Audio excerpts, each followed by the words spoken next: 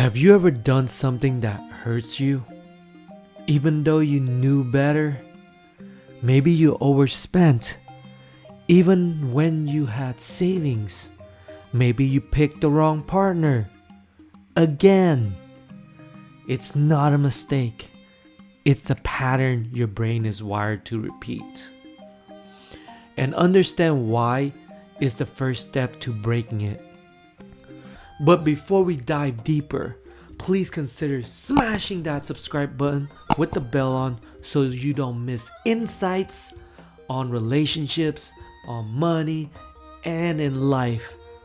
And now let's begin. Most people assume self-sabotage is a sign of weakness. I'm lazy. I can't control myself. I always ruin things.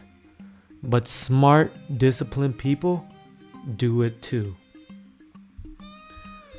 You might notice overthinking decisions, waiting too long to act, second guessing yourself, choosing comfort over growth. That's not failure. That's your nervous system protecting you in the wrong way. Here's what really is happening. Your brain wants certainty, not success. When faced with high-stakes choice, a promotion, a relationship, an investment, your mind finds a reasons to stay safe. You rationalize. I'll wait for a better opportunity. This isn't the right time. I need more information. And in the meantime, nothing changes.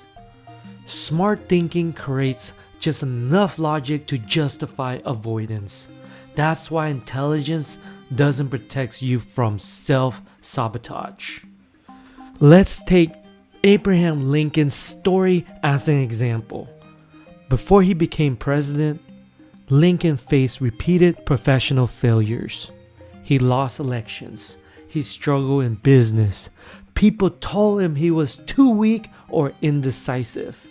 Yet, he also had a pattern of overthinking and hesitating. A kind of self-sabotage born from fear of failure. Lincoln's brain was wired to avoid risk, to stay safe, and to stick with what is familiar to him. But he also had awareness. He reflected on each failure, learned from it, and took deliberate steps forward, even when it felt uncomfortable. Eventually, those small, thoughtful choices led him to the presidency and to a legacy that shaped a nation. The lesson: even the smartest, most capable people wrestle with patterns of self-sabotage. What sets them apart is recognition and incremental action. Self-sabotage also connects to past emotional experiences. Early failures teach caution, past rejections create fear, familiar discomfort feels safe. Even when consciously you want growth, your nervous system pulls you back to the familiar pattern. This explains why your brain knows better but still stops you. If this resonates so far, please smash that like button so that we can provide you more insights on patterns that secretly control your decisions. Anyways, this shows up everywhere. Money, overthinking investment, missing opportunities, hoarding or overspending, relationship, picking partners too familiar to past mistakes, avoiding healthy intimacy, leaving when things start to feel real. This pattern is universal. Fear disguised as logic blocks progress, and it's invisible until you notice it. If you've seen my previous videos, scarcity drives money stress, familiarity drives relationship repetitions, moving goalposts create life stress, Self-sabotage is the mechanism that connects all three. Once you see this, every pattern starts to make sense. You start recognizing why you repeat behaviors and why awareness alone hasn't been enough.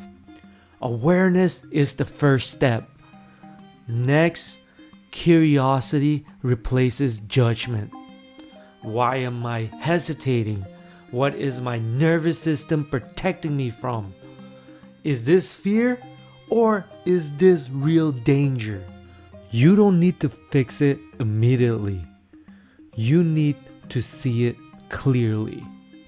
Recognition reduces the unconscious power of these patterns and allows small, deliberate steps instead of repeated mistakes. Self-sabotage isn't failure. It's a predictable pattern in smart minds. Once you recognize it, you start noticing it everywhere, in money, relationships, and your own ambitions. Thank you for watching and see you in the next video.